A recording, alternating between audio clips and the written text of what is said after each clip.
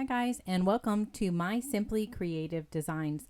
My name is Stephanie, and today I'm going to be creating this card, and it is my entry for the Stamps of Life fan club on their Facebook page. So if you're not a member, you can go over to Facebook and search the Stamps of Life fan club, and you can join that page to learn more about what the Stamps of Life is and to be surrounded by a community of other crafters.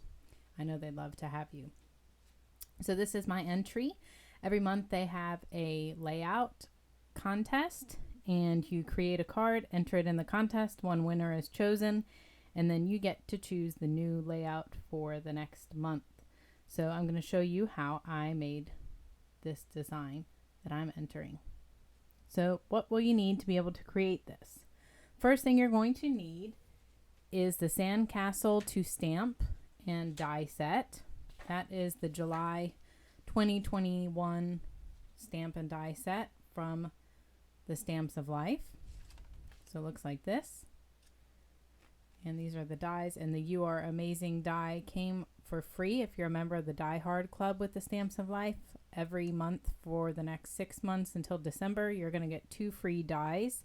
This was one of them, and the other one was a wave border die that I put with my other border dies. They also have some extra stamp sets and die sets that you can purchase. I did not, but I do have a silhouette cameo, and so I took this saying of "You are never too old to make sandcastles," and I created my own that I'm going to be sentiment that I'm going to be putting inside of my card. So you need that. You're also going to need a card base for your card. So I use the Sizzix A2 card base die, and it also has 2 layering dies. It has a bigger one and a smaller one. So there's layers for the front of your card. You're also going to need a border die that looks like a cloud. So this border die comes in the Stamps of Life border die set. And when you run it through your machine, I just ran it through on a sheet of powdered sugar cardstock that was a scrap. And when you run it through, it'll cut out like this. And for the purposes of what we're going to do, I'm just going to go ahead and cut this piece off. We're going to use this piece as our stencil to create a background. So set that aside. You're also going to need some other dies. You're going to need a 3x5 rectangle die. I'm using the dotted rectangles. You're also going to need a 3-inch circle die, and I used the dotted circles from the Stamps of Life. And then I'm also using this rectangle die that came in a Sizzix set, but what I like about it is that it's perfect size to cover on the front of my cards. You're also going to need some different colors of cardstock. This one is twig, but you could also use chocolate or the ginger snap. I also used sky paper and sunshine, but banana or lemonade would also work well for this. Additionally, you're going to need some kind of a border to add a little bit of depth. Previously, I used the red one on my card down here, but today I'm going to be using this banana colored border. You're also going to need some epoxy dots. I just found white ones, but any color that's in this would work. You're going to need some ink, so I have sunshine, green apple, blueberry, sky, blue jay, and twig. We're going to be using those today. You're going to need some blending brushes or some daubers to be able to ink up our images. And you're going to need some glue, scissors, and also archival ink. This ink is specially designed for you to be able to color in images so that it is more suited to be able to handle water and coloring on. And then you're going to need some Bristol Smooth cardstock. This pad I got at Hobby Lobby, and it's specially designed to be able to handle coloring multiple colors on a surface. So let's go ahead and get started. So the first thing you're going to do is cut out your card base, and I just used plain white cardstock and my die and cut out my card base. You could use white cardstock, powdered sugar. If you don't have the card base, you could purchase at a crafting store plain white A2 size card bases for this project. Then I used the bigger of the two dies, the layering pieces for the A2 size card, and I cut out one rectangle of the sky colored cardstock. That's going to be my background here. And then I used the smaller layering die to cut out a piece of powdered sugar cardstock. And this is where I'm going to show you how to create a cloud looking background. So as you can see, it looks like clouds over here. And I'm going to finish going ahead and inking this up so you can see how I created that pattern. So let me get a sheet of scratch paper here to put underneath. And all you're going to do with this is figure out what ink color you want to use for your clouds. On this card, I used the Blue Jay ink. This one over here is Blue Jay.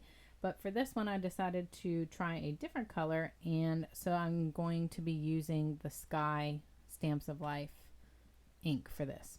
So all you're going to do is you're going to take your card base piece and you're going to use this stencil that we cut out. Now I cut out a small one, but this is the one that we just cut out. And all you're going to do is you're going to lay it out on your card base and you're just going to ink right around the edges. So what you're doing is you're creating a stencil and you're just going to go ahead and ink up around the edges, and as we layer it over and over again, that's what creates this texture and the look like it is up in the sky. And what I do is I like to move it around so that I get different textures and layers just like you normally would in the sky.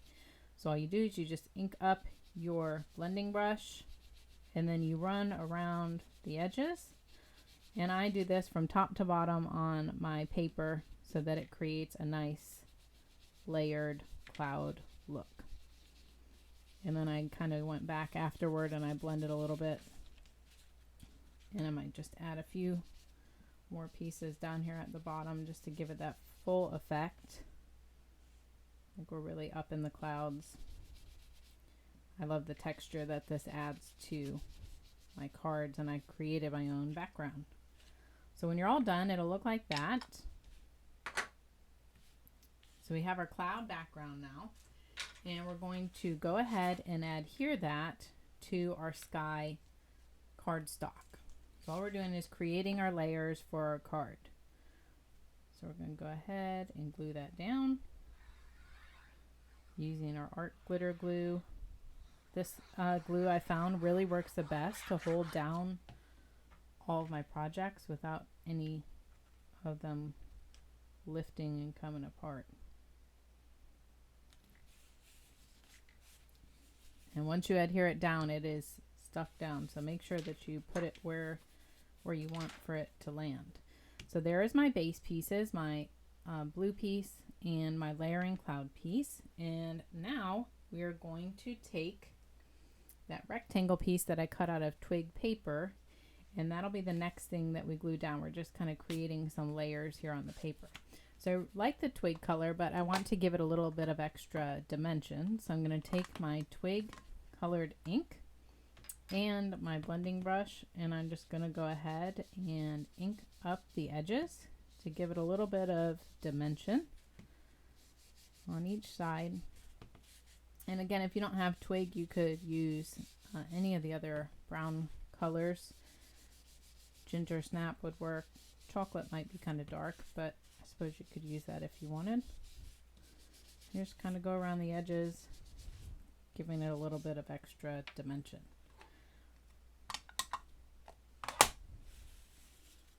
So now we're going to go ahead and adhere that down. We're going to leave about 3/4 of an inch on the bottom to allow for our scalloped sticker we're going to add there in a little bit. So again, I'm just going to glue that down. And like I said, the great thing about this is that it already is measured. It perfectly fits across my card. And I'll have to go back and try and manually measure how big that is. There we go. All right, the next thing that I did was I went back into my stash and I found a sheet of pattern paper that had some polka dots on it. And this one is from the Happy Birthday pattern paper set from a card kit several years ago. The pattern paper pad was just re-released a few months ago. That's one of my most favorite ones. And we're going to be gluing this down. And we're going to glue it so that it's level with this bottom of the twig rectangle so that we can glue all of our other pieces like our sandcastle up on top. But again, I'm going to add some extra dimension before I do that. I'm going to get my green apple ink on my other example over here. This one is kiwi. So either one of those will work well for this project. So what I'm going to do is go ahead and ink around the edges. This time I'm just using one of these little daubers. Either one of these works great. All it's doing is just adding a little extra layer of dimension to our project. So either one will work really well.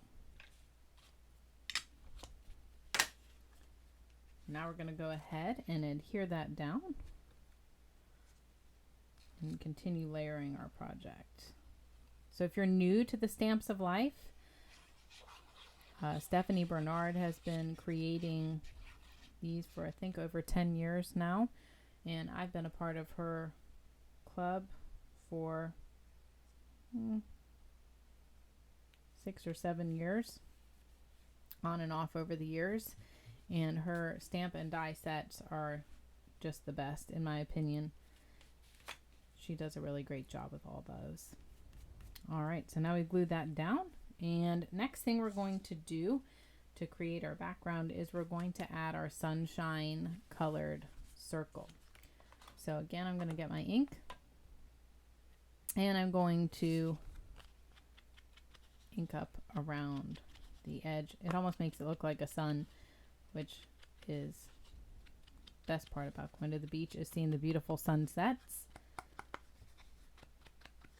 And I hope you'll like and subscribe to my page. I plan to add some more tutorials and show you some examples of the items that I make using Stamps of Life products. So there we go. We just added a little bit of extra dimension around the circle. And now we're going to adhere it to the card. And all these parts so far, I'm just adding regular adhesive. For some of the other pieces coming up, I will be adding some foam tape. So I'm going to line this up right with the edge of the rectangle and up a little bit. Just adhere that down onto the card base. And now we're going to add some of these pieces that I've already colored and cut out.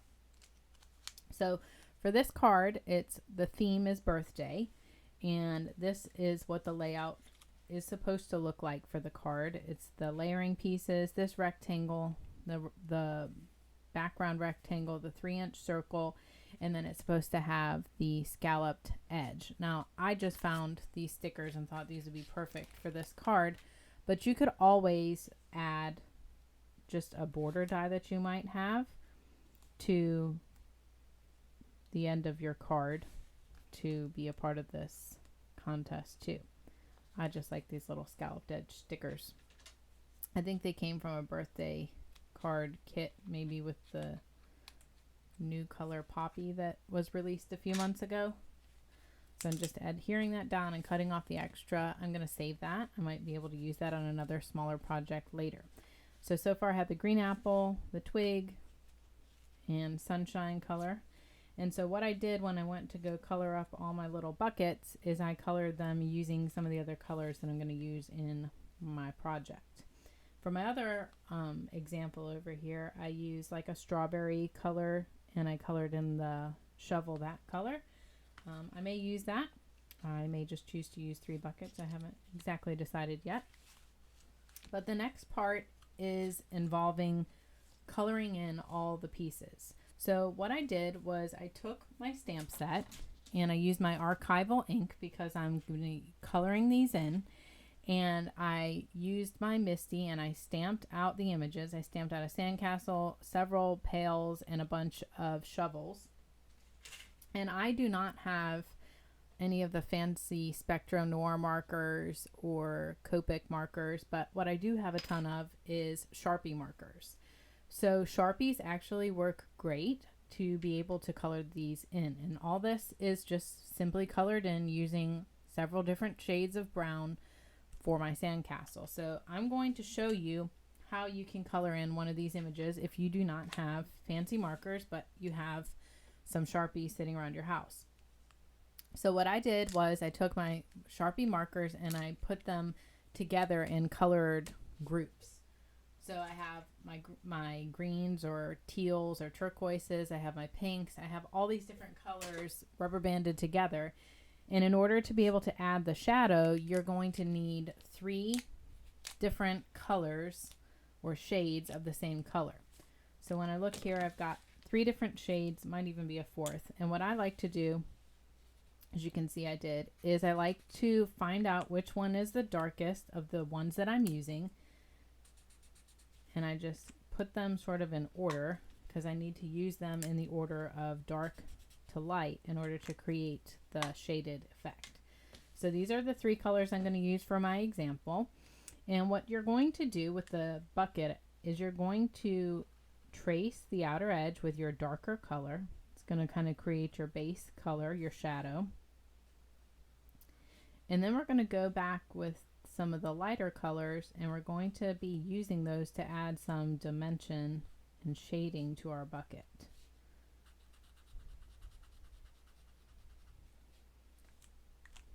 So there's my darkest color, and then I'm going to come in with my next darkest color, and I'm going to come right next to it and color over the darker color to blend, and then I'm going to extend it out. And it doesn't look quite blended when I start. So if you look here, you can kind of see the 2 different colors. But as I keep working and time goes by, it will blend. They will eventually look much more blended than they do right now. They just take a little bit of time for all the alcohol part of the marker to mix together and give you sort of your final product. But I promise that I've done a bunch of these and they really do end up turning out looking great. And now I'm going to come in with my lightest color. I'm going to do the same thing. Color over the other color, the second darkest color. And it's going to give us our shading effect. And sometimes if the color here is really sort of aggressive, what you can do is you can take your lighter colored marker and you can touch the tip of the next darker color and then go back on that little border edge, and it'll help to blend them a little bit more neatly so you don't see the harsh change from one color to another. So that's my example of the bucket, but you would use the same process to be able to color in the sandcastle. So as you can see, when it's all finished, it looks shaded, just like I used some fancy expensive markers, but I don't have those, so I used what I had on hand. So now we're going to go ahead, and I took that stamped image and I cut it out using the outline of the bucket. And when I did that, it had, just like this one does, the white border on it. And I decided that on this example, I was going to take off some of the extra white border. And so I cut that off from around the sand buckets or sand pails. So now I'm going to go ahead and I'm going to glue down my sandcastle. So you can see I use yellow, yellow, and yellow. I'm trying to make sure that I match up all the colors. And then the twig went along with my sandcastle. So I'm just trying to be cohesive with my colors for this card.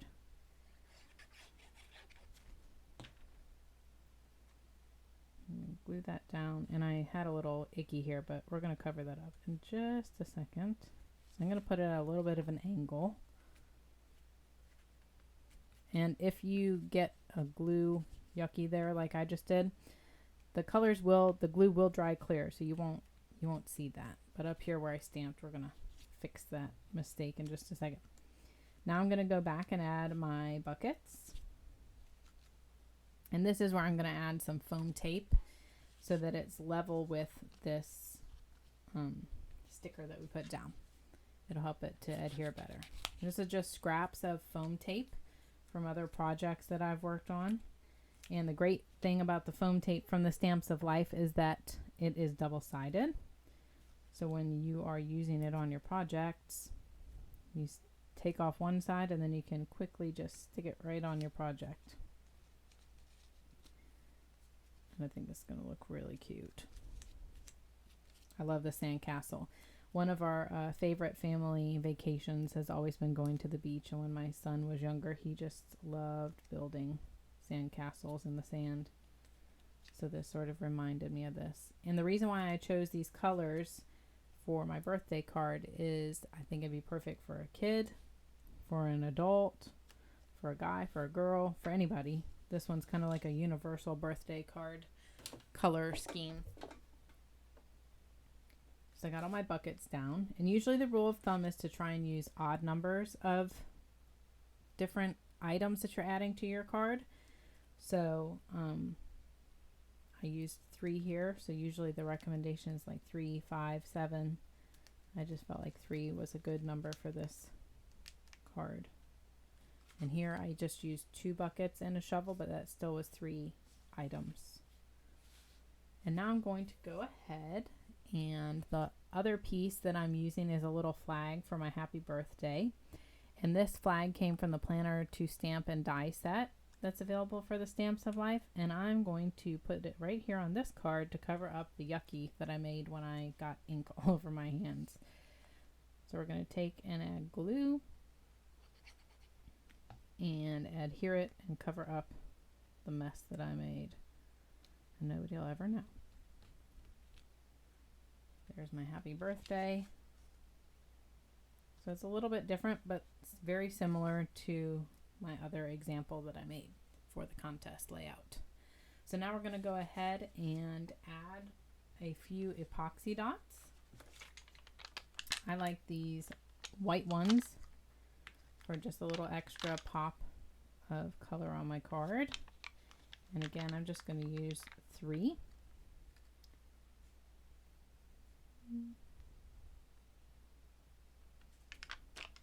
You could use more than that if you chose, or different colors if you wanted. And then I'm going to go ahead and adhere this to my card base.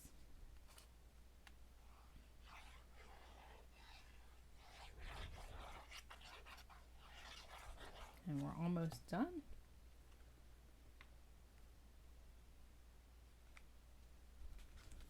Oh, make sure you put it on straight on your card base. So you have a nice little border all the way around. And then I'm going to open up my card, and I again created this on my Silhouette Cameo sketch feature. Sketched it out, and this is just one of the sentiments from the extra stamp set that's offered. So you could create your own. You could just write the sentiment on the inside, or if you had that set, you could stamp it. So it says happy birthday. It's got all the little buckets, which is perfect for building sandcastles. And it says you're never too old to make sandcastles. So thank you for joining me today. Again, please like and subscribe to my channel. I'll be adding more tutorials as I go along. But thank you for joining me today.